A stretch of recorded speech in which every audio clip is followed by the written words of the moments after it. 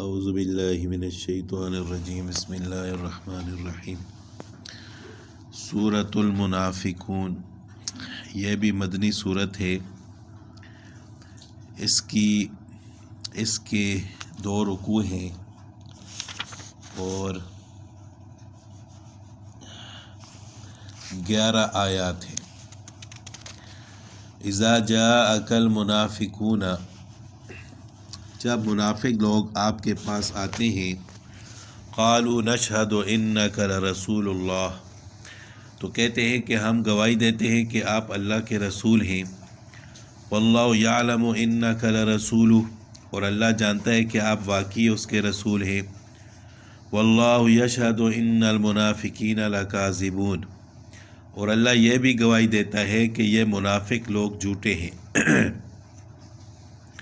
اتخذوا ایمانہم جنۃ، انہوں نے اپنی قسموں کو ایک ڈال بنا رکھا ہے، یعنی جس طرح ڈال سے تلوار سے بچاؤ کیا جاتا ہے، اسی طرح ان لوگوں نے اپنے بچاؤ کے لیے یہ قسمیں کھا لی ہیں کہ وہ مومن ہیں، تاکہ دنیا میں کافروں کا جو برا انجام ہونے والا ہے یہ اس سے بچ جائے، ان کے خلاف جہاد نہ کیا جائے۔ فصدوا عن سبیل اللہ، پھر یہ لوگ دوسروں کو اللہ سے روکتے ہیں، اللہ کے راستے سے روکتے ہیں۔ انہم ساء ما کانوا یعملون، حقیقت یہ ہے کہ بہت ہی برے ہیں وہ کام جو یہ لوگ کرتے ہیں۔ ذالک بانہم آمنوا ثم کفروا، یہ ساری باتیں اس وجہ سے ہیں کہ شروع میں بظاہر ایمان لے آئے، یعنی ایمان تو نہیں لائے تھے لیکن انہوں نے ایمان کا اظہار کیا کہ ہم مسلمان ہیں۔ ثم کفروا، پھر انہوں نے کفر اپنا لیا۔ فطبع علی قلوبہم، تو ان کے دلوں پر مہر لگا دی گئی۔ فہم لا یفقہون، تو یہ لوگ بات سمجھتے ہی نہیں ہیں۔ وَإِذَا رَأَيْتَهُمْ تُعْجِبُكَ أَجْسَامُهُمْ، جب آپ ان کو دیکھو تو ان کے ڈیل ڈول تمہیں بہت اچھے لگیں گے، یعنی ان کے اجسام ایسے ہیں جسم کہ وہ آپ کو اچھے لگیں گے۔ وَإِن يَقُولُوا تَسْمَعْ لِقَوْلِهِمْ، اور اگر وہ بات کریں تو آپ کو ان کی باتیں سنتے رہ جاؤ، یعنی اس طرح کی باتیں کرتے ہیں میٹھی میٹھی کہ آپ یہ چاہو گے کہ سنتے ہی رہیں، یعنی ان کا ظاہری حلیہ بڑا پرکشش ہے، باتیں بڑی لچھے دار ہے کہ آدمی انہیں سنتا ہی رہ جائے، لیکن اندر سے ان میں نفاق کی نجاست بھری ہوئی ہے۔ روایات میں ہے کہ عبداللہ بن ابی اپنے جسم کے اعتبار سے پرکشش شخصیت رکھتا تھا، جو کہ منافقین کا سردار تھا، اور اس کی باتیں بھی بڑی فصاحت و بلاغت کی حامل ہوتی تھی۔ کأنہم خشب مسندہ، اس کی مثال ایسی ہے جیسے یہ لکڑیاں ہیں جو کسی سہارے سے لگی رکھی ہیں۔ لکڑیاں اگر کسی دیوار کے سہارے لگی رکھی ہوں تو دیکھنے میں کتنی اچھی لگے، ان کا فائدہ کوئی نہیں ہوتا۔ اسی طرح یہ منافق لوگ دیکھنے میں کتنے اچھے لگے، حقیقت میں بالکل بے مصرف ہیں، جن کا کوئی فائدہ نہیں۔ یہ لوگ رسول اللہ صلی اللہ علیہ وسلم کی مجلس میں بیٹھتے تو ان کا جسم اگرچہ مجلس میں ہوتا تھا لیکن ان کا دل اور دماغ آپ کی طرف متوجہ نہیں ہوتا تھا، اس لحاظ سے بھی انہیں بے جان لکڑیوں سے تشبیہ دی گئی ہے۔ ہم العدو یحسبون کل صیحۃ علیہم، یہی ہیں جو تمہارے یہ ہر چیخ و پکار کو اپنے خلاف سمجھتے ہیں، یعنی ان کے دل میں چور ہے، اس لیے اگر مسلمانوں میں کوئی شور ہو تو یہ سمجھتے ہیں کہ ہمارے خلاف ہو رہا ہے۔ ہم العدو فاحذرہم، یہی ہیں جو آپ کے دشمن ہیں، اس لیے ان سے ہوشیار رہیں۔ قاتلہم اللہ انا یؤفکون، اللہ کی مار ہو ان پر، یہ کہاں اوندے چلے جا رہے ہیں۔ وَإِذَا قِيلَ لَهُمْ تَعَالَوْا، اور جب ان سے کہا جاتا ہے کہ آؤ، یستغفر لکم رسول اللہ کے رسول تمہارے حق میں مغفرت کی دعا کریں، لووا رؤوسہم، تو یہ اپنے سروں کو مٹکاتے ہیں۔ ورأیتہم، اور آپ ان کو دیکھیں گے، یصدون وہم مستکبرون، کہ وہ بڑے گھمنڈ کے عالم میں بے رخی سے کام لیتے ہیں۔ سروں کو جھکانے کا مطلب یہ ہے کہ قرآن کریم نے جو لفظ استعمال فرمایا ہے اس کا ترجمہ سر کا موڑنا بھی ہو سکتا ہے اور ہلانا بھی۔ حضرت شیخ الہند رحمۃ اللہ علیہ نے اسی کا ترجمہ مٹکانے سے کیا ہے، جس میں ایک مکاری کی تصویر ہے اور جو ان کی کیفیت کی صحیح ترجمانی کرتی ہے۔ عبداللہ بن ابی رئیس المنافقین، جس کے معاملے میں یہ صورت نازل ہوئی ہے، جس میں اس کی قسموں کا جھوٹا ہونا واضح کر دیا گیا، تو لوگوں نے اس کو ازرائے خیر خواہی کے یہ کہا تھا کہ تجھے معلوم ہے کہ تیرے بارے میں قرآن میں کیا نازل ہوا؟ اب بھی وقت نہیں گیا، رسول اللہ صلی اللہ علیہ وسلم کی خدمت میں حاضر ہو جاؤ، اعتراف جرم کر لو، رسول اللہ صلی اللہ علیہ وسلم آپ کے لیے استغفار کر دیں گے۔ اس نے جواب میں کہا کہ تم لوگوں نے مجھے کہا کہ ایمان لے آؤ، میں نے ایمان اختیار کر لیا، پھر تم نے مجھے کہا اپنے مال سے زکوٰۃ دو، میں نے زکوٰۃ دے دی، اب اس کے سوا کیا رہ گیا ہے کہ میں محمد صلی اللہ علیہ وسلم کو سجدہ کروں؟ اس پر یہ آیت نازل ہوئی جس میں واضح کر دیا گیا کہ جب اس کے دل میں ایمان ہی نہیں تو اس کے لیے کسی کا استغفار کوئی فائدہ نہیں دے گا۔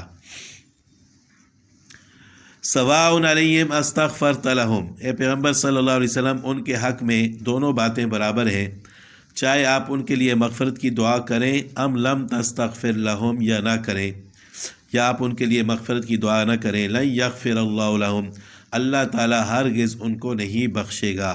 مطلب یہ ہے کہ جب تک یہ لوگ اپنی منافقت سے توبہ ہی نہیں کرتے، صحیح معنوں میں مسلمان نہیں ہوتے، تو اس وقت ان کی بخشش کا سوال ہی پیدا نہیں ہوتا۔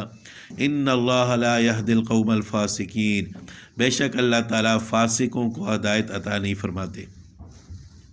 ہم الذین یقولون، یہ تو ہیں جو کہتے ہیں، لا تنفقوا علی من عند رسول اللہ، کہ جو لوگ رسول اللہ کے پاس ہیں ان پر خرچ نہ کرو، حتیٰ ینفضوا، یہاں تک کہ یہ خود ہی منتشر ہو جائیں گے۔ یعنی عبداللہ بن ابی نے اپنے ساتھیوں سے کہا تھا کہ مسلمانوں پر اپنا مال خرچ کرنا بند کر دو، اس کے نتیجے میں معاذ اللہ صحابہ کرام آپ صلی اللہ علیہ وسلم کو چھوڑ کر کہیں اور چلے جائیں گے۔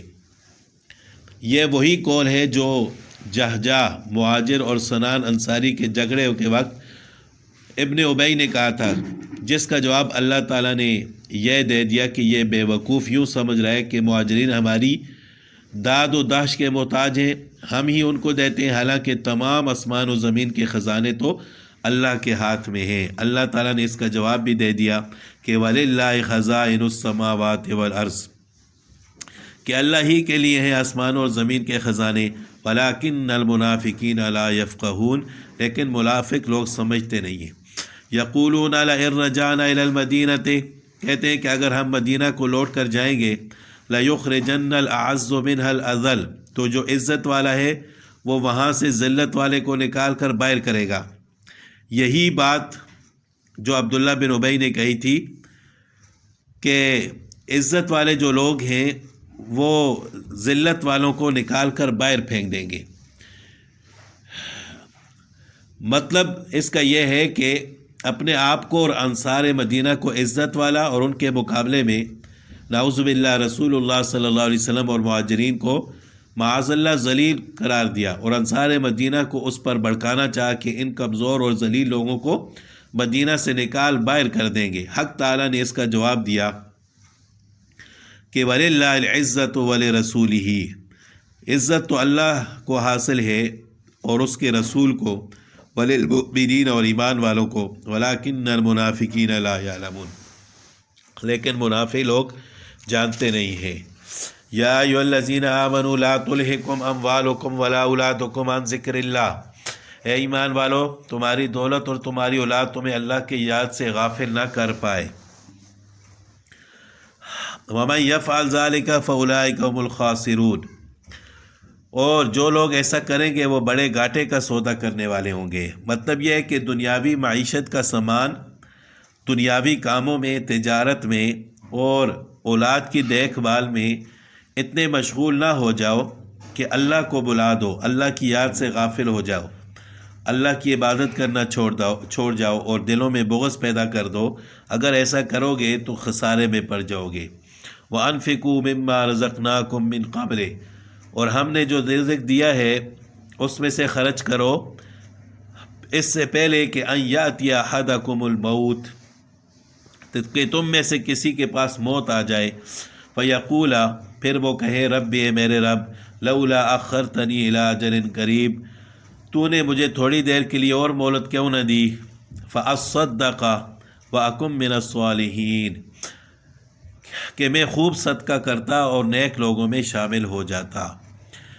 یعنی خرچ کرنے کا وقت تو دنیا کے اندر ہے، مرنے کے بعد لوگ تمنا کریں گے کہ کاش ہم خرچ کرتے، لیکن ان کو خرچ کرنے کا موقع نہیں ملے گا۔